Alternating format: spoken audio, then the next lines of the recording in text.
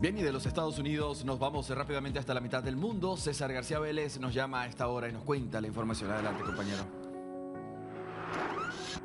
Gracias, Andy. Estamos analizando el tema fundamental que vive el Ecuador, la violencia y las respuestas y estrategias que se están dando hacia esa realidad.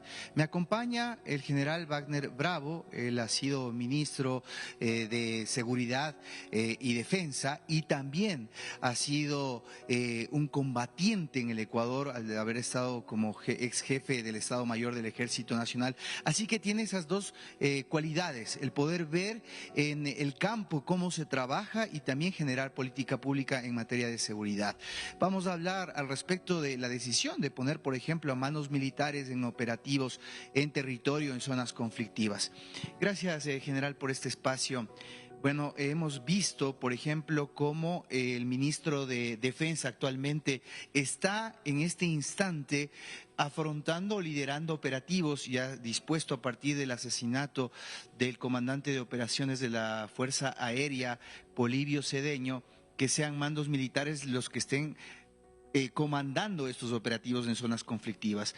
A su criterio, ¿esto es adecuado? ¿Es lo que hay que hacer? Bueno, estamos en la Asociación de Oficiales del Arma de Infantería, que es nuestro cuartel de invierno de los oficiales de servicio pasivo. Y yo creo que en un determinado momento el Estado ecuatoriano, ante las amenazas que vivimos, tiene que echar mano de todo lo que se tiene. Y en este caso el Ecuador está ante una amenaza y un ataque del crimen organizado, que no solamente el Ecuador, yo creo que es de toda la región, y por lo tanto lo que está haciendo el gobierno, el ministro de Defensa, es utilizar los recursos que tiene el Estado ecuatoriano para poder combatir esta amenaza. Yo creo que el asesinato del teniente coronel la semana pasada nos está dando a nosotros una lección de qué es lo que quieren estos grupos delincuenciales. Que de paso, especialmente en el crimen organizado y estos declarados terroristas que están en el ámbito de hacer sicariatos, de muertes, no están simplemente en el hecho de que tienen que pasar la droga, sino que hay una guerra entre bandas para ver cuál es el que llega a ganar y puede exportar, entre comillas, la mayor cantidad de droga al exterior. Y por lo tanto no van a parar en sus intentos y en sus intenciones por más acciones que haga, y que lo está haciendo coyunturalmente, creo yo, el gobierno nacional. Es interesante lo que está pasando, y este mensaje de la muerte del teniente coronel nos tiene que hacer reflexionar a todos los ecuatorianos a qué nivel de violencia está llegando el Ecuador. Ahora, en política de seguridad, ¿cómo se debe trabajar? Entendemos que se ha mandado toda la fuerza hacia ese sector en donde se está produciendo sobre todo la cantidad de muertes violentas, pero también se debe generar una política, y lo habíamos hablado hace pocos minutos con el embajador de Italia, de seguir el dinero. Aquí hay mucha corrupción y no se está afectando esa estructura con una UAFE deteriorada que en realidad no termina debilitando. A veces los propios narcotraficantes están confabulados en que se capture cierto nivel de droga para poder superar el nivel de control de las autoridades, pero no se ven debilitados a nivel financiero. Bueno, lo que tenemos que analizar siempre es cuál es la estructura. Esto es un sistema. Hay un libro recién y un estudio de la geopolítica del narcotráfico. Entonces nosotros estamos teniendo una estructura que ha ido cooptando a todo el país. Ha enraizado la corrupción por diferentes lugares, y por lo tanto esto llega a que inclusive la UAFE, que tiene que tener el análisis de todo lo que son el lavado de activos, de donde están las fuentes de financiamiento, tiene que ser fortalecida. ¿Y por qué tiene que ser fortalecida? Porque cuando usted quiere eliminar la causa de un efecto, no es cuestión, voy a poner el ejemplo, si hay una pandemia, de eliminar uno o dos de los focos infecciosos. Usted tiene que ir a la fuente de donde están haciendo esto. ¿Y dónde están haciendo esto? Es, en primer lugar, lo que ha declarado el presidente Noboa, que me parece que es oportuno, el buscar los objetivos de alto valor, que son las cabezas de estas mafias. ¿Y matarlos? No matarlos, hay que neutralizarlos. Y neutralizarlos quiere decir que hay que identificarlos, localizarlos, capturarlos y ponerlos al orden de la justicia. Y si por último oponen resistencia a las fuerzas del orden, pues tendré que utilizar, como se ha dicho, las armas. Y en segundo lugar, eliminar esas fuentes de financiamiento, porque sin recursos ninguna institución, ninguna estructura puede funcionar. Entonces hay que hacer un trabajo muy grande, no solamente en el país, yo creo que hay que hacerlo en el exterior, hay que hacerlo en los lugares en donde llega la droga a ser distribuida, en los países que son productores, en estos donde están los grandes carteles de la droga que están en la mitad del camino. Entonces, por lo tanto, yo creo que hay que trabajar mucho hacia la eliminación o neutralización, como digo, de los cabecillas y también de sus fuentes de financiamiento. Finalmente, ¿por qué la gente tiene una lectura y dice hay más de 1.000 muertos en estos 2 meses, a pesar de todo el trabajo que se ve en territorio y que no es una situación menor? Implica el poner en riesgo la vida de quienes están haciendo esta labor. Sin embargo, los resultados dan cuenta de que hay otra realidad. ¿Por qué cree usted que no hay una correlación entre estos grandes megaoperativos y estas cifras? A ver, esto es un negocio que para el crimen organizado y las plataformas internacionales del crimen internacional es su forma de subsistir. Y ellos, porque nosotros declaremos un conflicto armado interno, no internacional, no van a dejar de hacer su negocio. Y es por eso que vemos en las calles que los peones de todo este sistema del narcotráfico están luchando por ganar territorio, por buscar corredores de movilidad. Y por lo tanto yo creo que el presidente Noboa en la coyuntura lo está realizando de buena manera.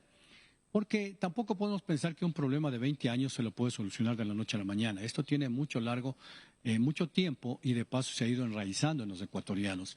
Y el presidente y los ecuatorianos estamos claros que tenía 18 meses de gobierno. Hoy estamos en elecciones. Los 9 primeros meses le permitían de una u otra forma hacer una gestión en el gobierno, pero después pasamos a una campaña de elecciones, especialmente para la presidencia y para los asambleístas, en donde ya venía un hecho adicional a lo que nos está pasando, que es la política. Y por lo tanto, en este momento podemos montar algunas hipótesis. Las decisiones del presidente Trump de cerrar la frontera sur de los Estados Unidos con México y que va a impedir de una u otra forma la entrada de droga, quiere decir que aquellos que tienen este negocio, desde mi punto de vista, podían haber estado tratando de llevar antes de que él entre al poder la mayor cantidad de droga al interior del país, en este caso los Estados Unidos. También de aquellos productores que las plantas de coca producen con gobierno o sin gobierno y que iban a tener una gran producción y que no, si se cerraban las fronteras entre México y los Estados Unidos o a través de Latinoamérica, se iban a quedar con un producto, por un lado. Por otro lado, también la posición que hoy está de una forma siendo presionada a México de que haga un mejor control de fronteras, eso también va a impedir que entre a México la droga. Entonces puede ser un efecto en el que se está queriendo mover una gran cantidad de droga, que el problema fundamental del Ecuador es el narcotráfico, y por lo tanto se están moviendo los peones de estos grupos llamados terroristas en el Ecuador que están llevando la droga para una supuesta exportación. Luego de eso también tenemos que estamos en una campaña electoral. Y el presidente Noboa ha hecho una declaración muy fuerte que la hizo ya el presidente Lasso antes, que no se va a negociar con los grupos delincuenciales o llamados terroristas y que va a utilizarse las armas. Si esa es una política que ya va a estar teniendo una consistencia como política de Estado, a los grupos delincuenciales que están siendo hoy atacados, que están siendo detenidos, que están siendo neutralizados, no les interesa y por lo tanto posiblemente, entre la hipótesis, no les interese que el presidente Noboa sea reelecto y cualquier otro partido político que posiblemente no, les permita una mayor permisividad. Es una suposición, no es una afirmación ni un juicio de valor, pero puede ser esto. Entonces, hay que, de una u otra manera, estamos en una situación crítica al momento en la que, de una u otra manera, estos grupos están tratando de salvarse. ¿Por qué esta lucha en el mes de enero? Creo que el mes más violento que ha habido en cuanto a crímenes organizados en el país. Y yo creo que el hecho es pues que necesitan mantener su negocio a flote. Luego de eso hay que considerar que en Latinoamérica, desde mi punto de vista, hay un ataque y una ofensiva del crimen organizado, no solamente es del Ecuador, y por lo tanto, en las redes ya regionales de diferentes países, esto está tomando fuerza. Por eso es necesario que los países con una política internacional comencemos a pensar en qué hacer para poder en conjunto luchar contra lo que nos está pasando. Porque si lo que seguimos haciendo al interior de nuestros países con los propios recursos, pues simplemente vamos a tener resultados coyunturales como los que tenemos ahora. El año pasado bajó un 18% de las muertes violentas, pero no tenemos una solución. Y lo que sí hay que tener claro para todas aquellas personas que nos ven y nos escuchan es que no es un problema fácil de resolver. En la coyuntura se están haciendo las cosas bien, pero necesitamos una estructura del mediano y largo plazo que amerite una política de Estado. Y como digo, no solamente al interior del país, sino una política de Estado de todos los países de la región.